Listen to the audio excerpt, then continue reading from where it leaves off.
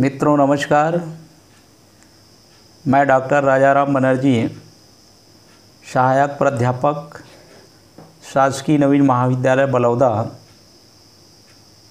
आज की इस परिचर्चा में हम डॉक्टर अंबेडकर का दलित साहित्य चिंतन में योगदान पर चर्चा करने जा रहे हैं।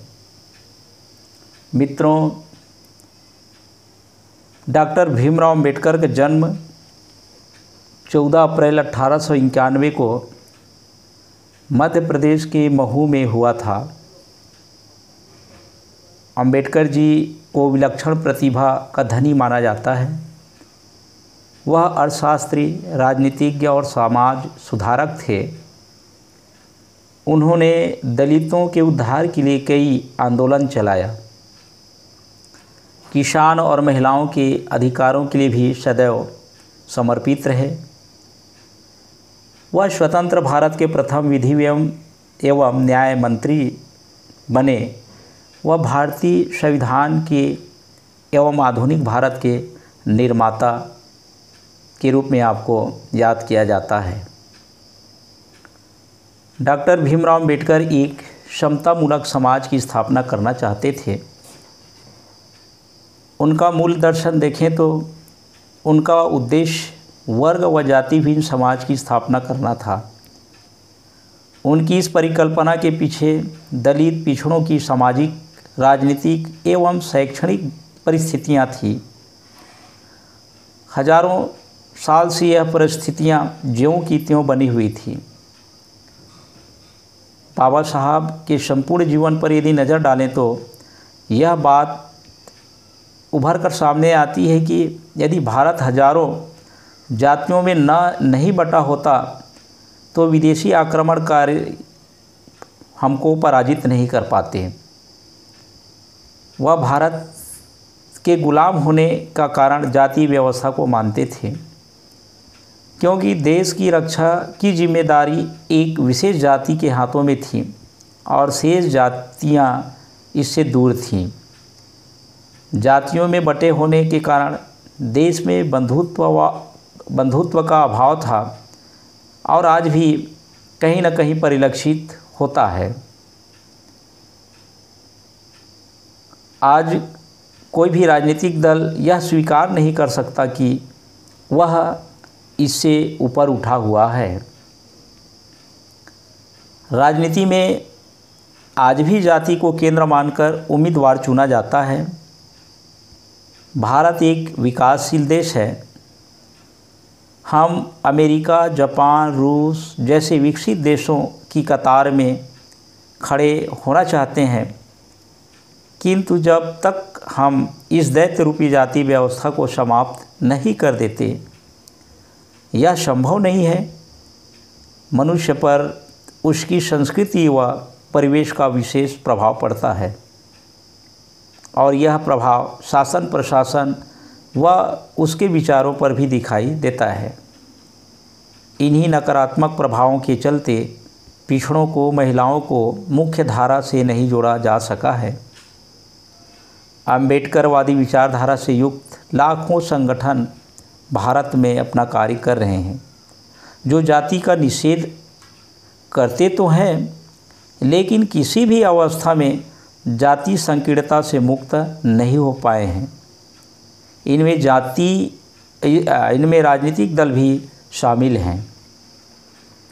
डॉक्टर अंबेडकर ने गौतम बुद्ध के मूल मंत्र बहुजन हिताय बहुजन सुखाय की बात की है और उसे अपनाया भी है। कई राजनीतिक पार्टियों ने भी इसे ग्रहण किया, किंतु सत्ता में आते ही उनमें सत्ता के अवगुण विद्यमान होने लगे। वहाँ भी जाति पहुँच गई। दिखावे के लिए कुछ चेहरों को अपने साथ ले लिया गया।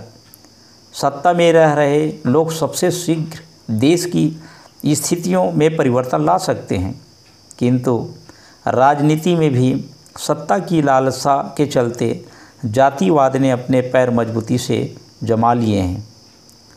इस प्रक्रिया में कुछ विशेष वर्ग अधिक मजबूत हुए व अन्य वर्ग पिछड़ते चले गए।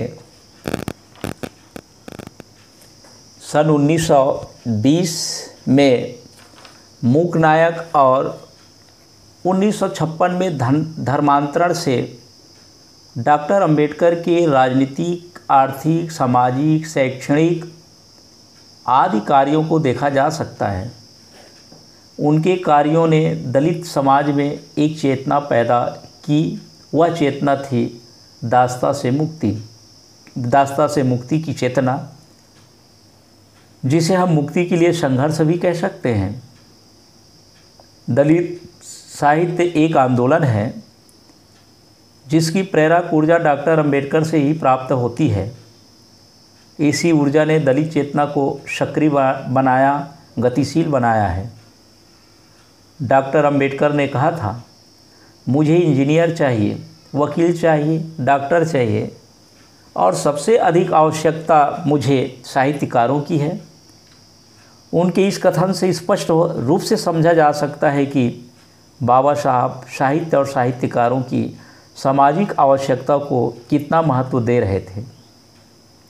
दलित साहित्य आंदोलन डॉक्टर अंबेडकर के विचार दर्शन को लेकर सामने आया है। डॉक्टर अंबेडकर को आधुनिक भारत के सबसे विद्वान व ओजस्वी लेखकों में गिना जाता है।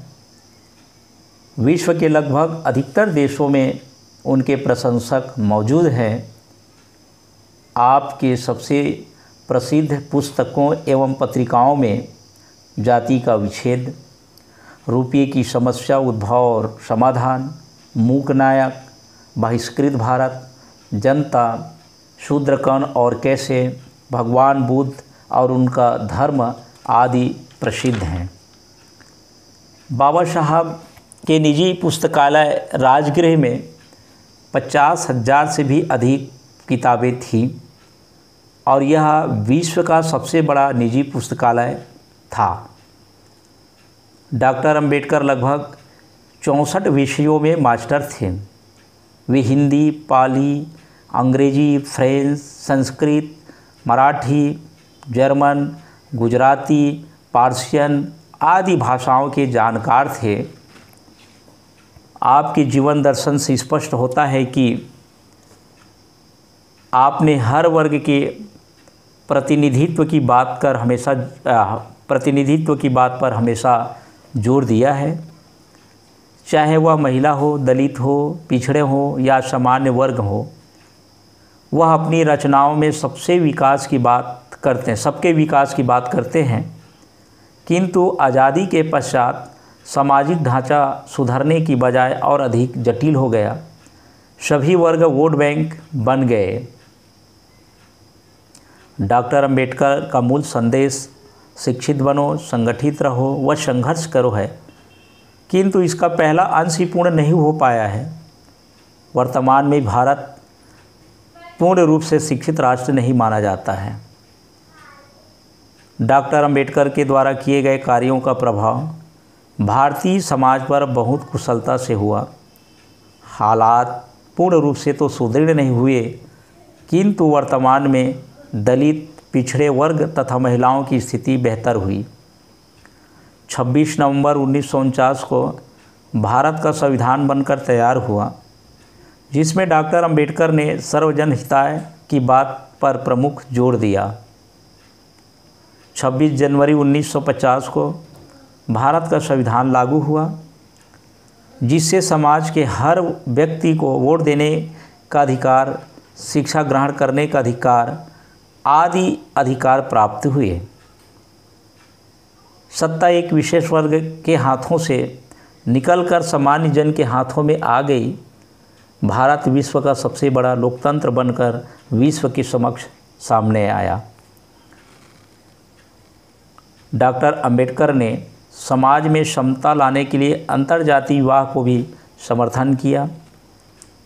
उन्होंने समाज में समानता व्याप्त करने के लिए कई आंदोलन भी चलाए, जिसमें उनके द्वारा किया गया महान सत्याग्रह प्रमुख है, जिसमें उन्होंने अछूतों को तालाब से पानी लेने की प्रक्रिया को प्रारंभ किया। अभिजात वर्ग इसका विरोध करते रहे, किंतु इस सत्याग्रह के पश्चात इस कुप्रथा का अंत हो गया। डॉक्टर अंबेडकर एक व्यक्ति न होकर पूरी संस्था स्वरूप थे। उन्हें सिंबल ऑफ नॉलेज नाम से भी जाना जाता है। उन्होंने केवल दलितों के लिए ही नहीं अपितु संपूर्ण भारतवर्ष के लोगों के लिए अनेक कार्य किए। रिजर्व बैंक की स्थापना में डॉक्टर अंबेडकर ने विशेष योगदान दिया। वह अर्थशास्त्री थे। वह संविधान सभा में प्रारूप समिति के अध्यक्ष थे। उन्होंने भारत का संविधान लिखकर एक बड़े लोकतांत्रिक राष्ट्र की नींव रखी। निष्कर्ष रूप में हम ये कह सकते हैं कि जिस प्रकार भारत के लिए गांधी दर्शन आवश्यक है, उसी प्रकार अंबेडकर दर्शन भी आवश्यक है। अंबेडकर दर्शन छात्रों के लिए परम आवश्यक है। वह छात्रों के लिए आदर्श स्वरूप है। अंबेडकर दर्शन से सभी वर्गों को आगे बढ़ने की प्रेरणा मिलती है।